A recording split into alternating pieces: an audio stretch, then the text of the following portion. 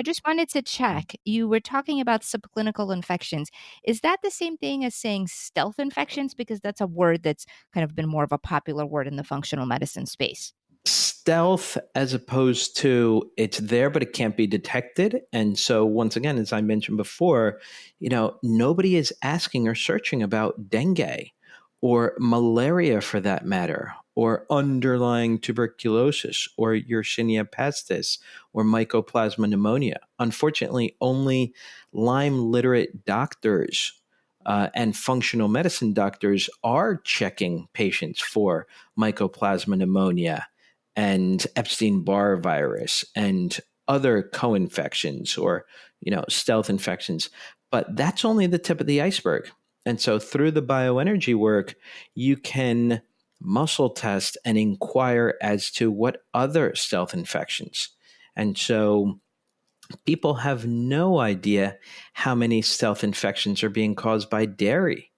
Um, Dairy, unfortunately, even though milk feeds mammals of all species around the world, well, milk and dairy products can also feed bacteria, virus, fungus, and parasites. So even though in a Lyme patient or a chronic fatigue patient, there may be, yes, 3 or 4 co-infections, the main ones. Well, if they continue to eat dairy, they're feeding certain staph infections that are causing additional acne, or they're feeding certain fungal infections such as candida and other mycoses throughout the body. And so, unfortunately, due to our nutrition or lack thereof of proper nutrition, we are feeding these other stealthy infections that in the background contribute to a whole complex array of symptoms that contribute to bring down that individual's immune system. Now, from a conventional perspective, how would doctors go about testing infections, even if, let's say, they knew that they wanted to test for some of these other infections that aren't as often tested? What would they do?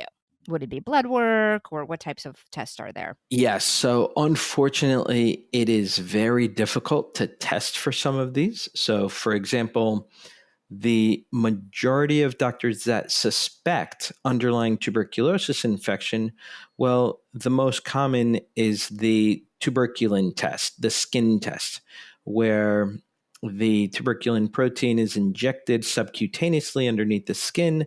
And then for the next 24 to 72 hours, that area of skin on the arm is observed to see what type of reaction occurs.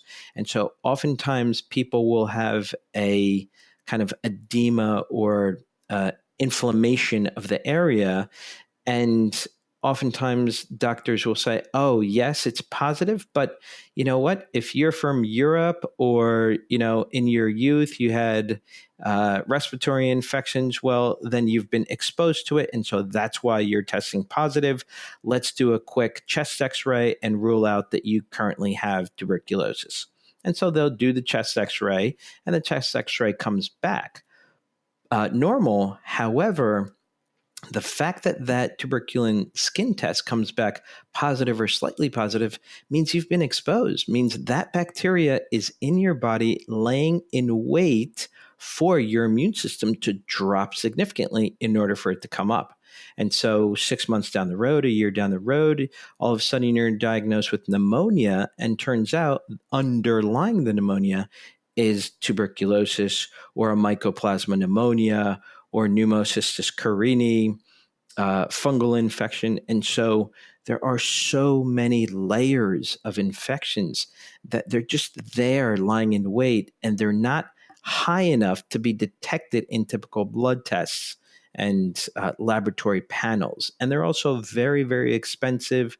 And the number one confirmation for tuberculosis is to actually do a bronchoscopy, where you slide a tube literally down the individual's throat and collect a bronchial aspiration of mucus all the way in the lungs. And so that's not a very easy to do procedure. It's quite invasive and costly. Yeah, And so nobody wants to do that unless you're suffering from a severe pneumonia that's resistant to a lot of things, right. as well as once you have that culture, it's going to take 3 to 4 weeks for it to come back positive for tuberculosis. Yeah. So it's very difficult, but it's something that you have to think about and something that I observe literally on a daily basis in my practice.